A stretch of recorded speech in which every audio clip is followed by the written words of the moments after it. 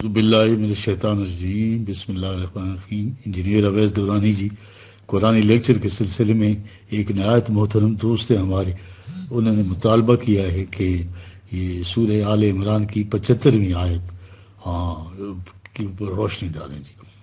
اب چونکہ قرآن کی ایک آیت کو نہیں لیا جا سکتا، لہٰذا اس سے جتنی بھی کوہرنٹ ہوں گی آیات اسی اس میں میں ان کو لوں گا، اور یہ جو ہے قرآن جو ہے تو یہ اپنا 73 سے شروع کروں گا، ٹھیک ہے جی۔ وہ قرآن کہہ رہا ہے وَمِنْ اہل الکتاب مَنْ تَأْمَنْهُ بِقِنْطَارٍ يُؤَدِّهِ إِلَيْكَ وَمِنْهُمْ مَنْ تَأْمَنْهُ بِدِينَارٍ لَا يُؤَدِّهِ إِلَيْكَ إِلَّا مَا دُمْتَ عَلَيْهِ قَائِمًا ذَلِكَ بِأَنَّهُمْ قَالُوا لَيْسَ عَلَيْنَا فِي الْأُمِّيِّينَ سَبِيلٌ وَيَقُولُونَ عَلَى اللَّهِ الْكَذِبَ وَهُمْ يَعْلَمُونَ۔ ٹھیک ہو گیا۔ اب آگے 75ویں آیت ہے بل من اوفا بعہدہ واتقی فإن اللہ یحب المتقین۔ ٹھیک ہو گیا جی۔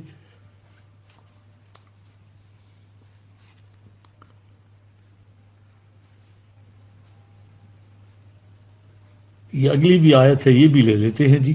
ان الذین یشترون بعہد اللہ وایمانہم ثمنا قلیلا اولئک لا خلاق لهم فی الآخرۃ ولا یکلمهم اللہ ولا ینظر الیہم یوم القیامہ ولا یزکیہم ولہم عذاب علیم۔ ٹھیک ہے۔ یہ اصل میں قرآن بات کرتا ہے یونیورسل ایتھکس کی، اور پوری الناس کے لیے، سارے زمانوں کے لیے یہ بات مد نظر رکھنی چاہیے جی۔ ٹھیک ہے جی۔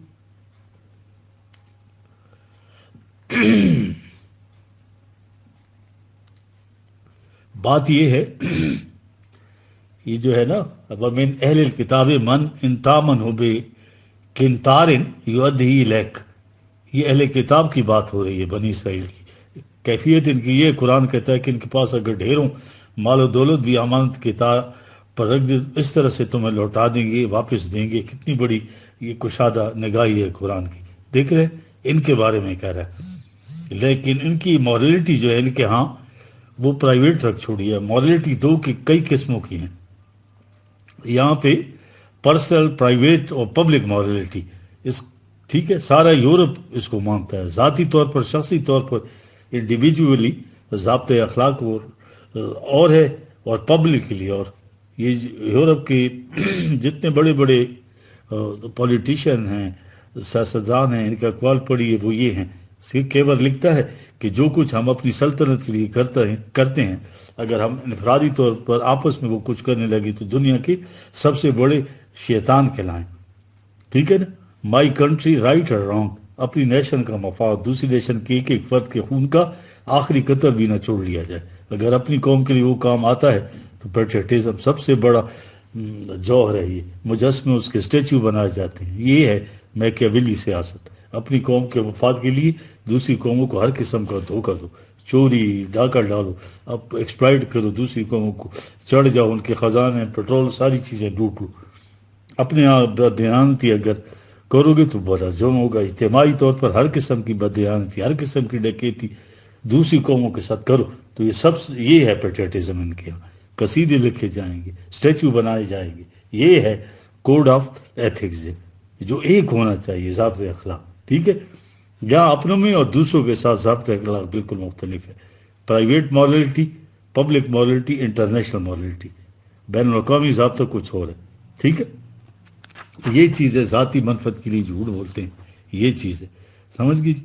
اب یہ قرآن کریم پہ جب نظر آپ دوڑائیں گے تو یہاں پہ پتہ چلتا ہے کہ واقعی اب اللہ ہونا اسی کو جو ہے سجتا ہے جی۔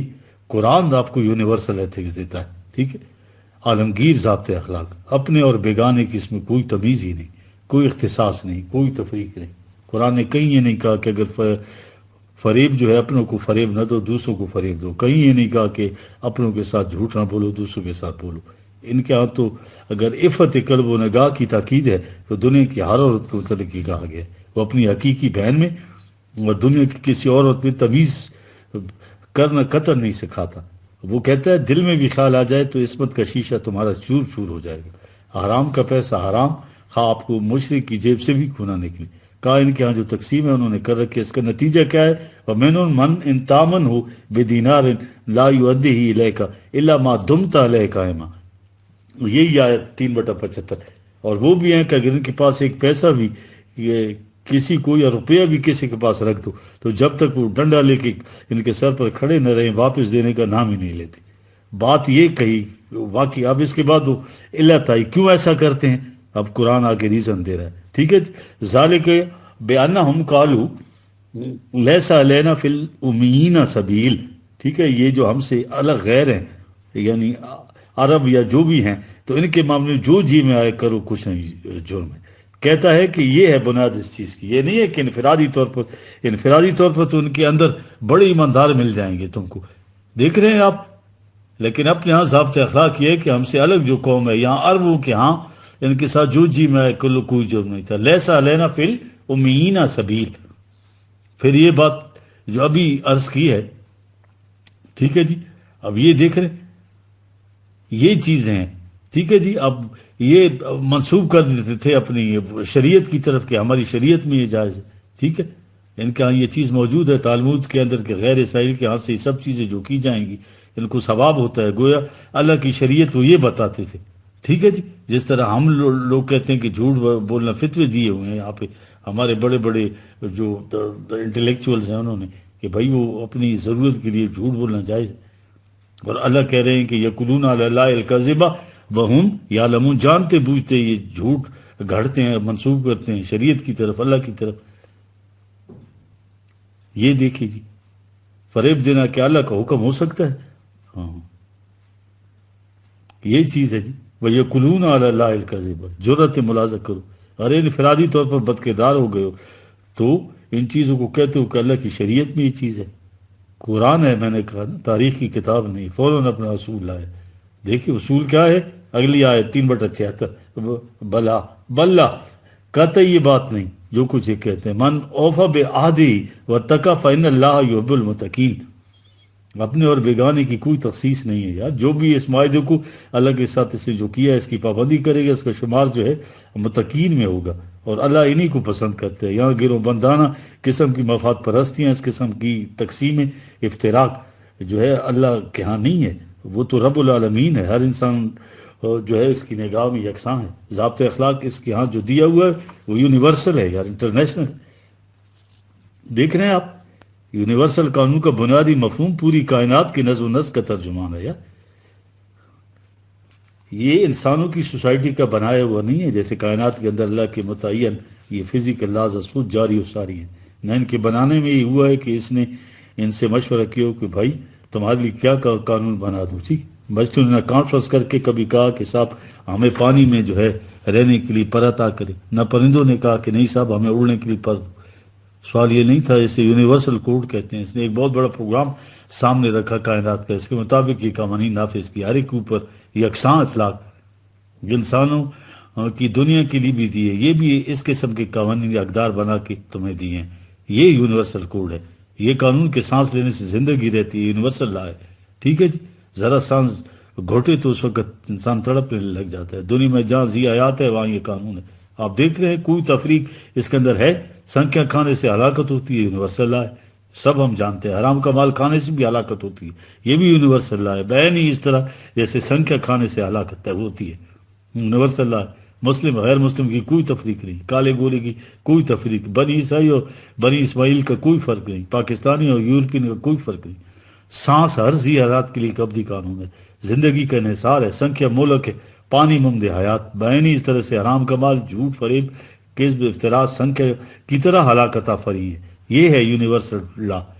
دیکھیں بلا من اوفا، دیکھیے من کتنے زور کا ہے، ساری تخصیصات کاٹ کے رکھ دی، من ہے یہ، من اوفا بعہدہ واتقی فإن اللہ یحب المتقین، جو بھی ان قوانین کی نگہداشت کرتا ہے تو اللہ کے ہاں کے نزدیک کو پسندیدہ ترین ہے وہ، نہ یہ کہ بنی اسرائیل کے گھراں میں جو پیدا ہو تو وہ ہے۔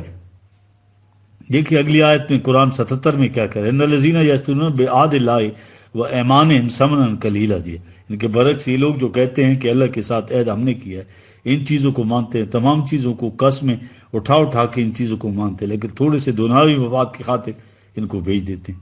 دیکھیے اب یہ دیکھیے ان کا جذبہ مہر کا انسینٹو کیا ہے، مفاد کی خاطر ثمن قلیل ہو گیا۔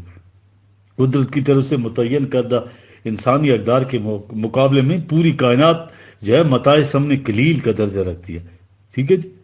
ثمن قلیل کا یہ مطلب نہیں کہ 5-7 روپے دے دیے اور 1000 روپے لے لو، قرآن نے ثمن قلیل کہا ہے، اسے تھوڑی قیمت نہ سمجھو، ٹھیک ہے جی۔ ہاں قرآن کہتا ہے کہ دوسرے مقامات میں بھی بتایا کہ جب بھی آپ دنیا کی پوری متاع سے زمین کے برابر سونا، اس سے بھی دگنا جو بھی ہو، وہ آخرت کے کسی ایک متاع کے مقابلے میں ثمن قلیل ہوگا۔ یہ اور بھی آیتیں ہیں نا، 13، 18 اور 3/91۔ لہٰذا ثمن قلیل ہے دنیا کی متاع کے اندر، جو کوانٹیٹیولی ہے وہ فرق نہیں پڑتا کہ 10 روپے ثمن قلیل ہے، 100 روپے جو ہے ٹھیک ہے ثمن کثیر ہے۔ یہاں تقابل کر رہا ہے کہ ہمیشہ جو ہے فزیکل لائف سے متعلق جتنی متاع حیات ہیں، وہ متاعات جو تمہاری ذات کی سے ریئل سیلف کے متعلق، اس سے مستقبل سنورتا ہے۔ جب دونوں میں ٹکراؤ پیدا ہو تو یہاں کی زندگی کی عظیم ترین متاع بھی اس کے مقابلے میں قلیل ترین ثمن ہو جائے گی۔ اس لیے کہا کہ ہم جو ضابطہ یونیورسل کوڈ دیتے ہیں اخلاق کا، اس کا تعلق تمہاری ذات سے ہے۔ سمجھ کے جس چیز سے اس کا نقصان ہوتا ہے، ڈس انٹیگریٹ ہو جاتی ہے ذات، جہنم میں چلا جاتا ہے انسان۔ دنیاوی متاع کے اعتبار سے کتنے ہی بڑا متاع حیات ہو، وہ ثمن قلیل ہے۔ اولئک لا خلاق لهم فی الآخرہ، ٹھیک یہ کیا گیا ہے کہ یہ متاع، لیکن مستقبل ان کے لیے کوئی ایسا نہیں ہو، آخرت کی خوشگواریاں ان کے حصوں میں نہیں آئیں گی، ٹھیک ہے۔ ولا یکلم اللہ ولا ینظر الیہم یوم القیامہ ولا یزکیہم ولہم عذاب الیم، ٹھیک ہے جی، یہ قرآن کہہ رہا ہے۔ میرے خیال میں اتنا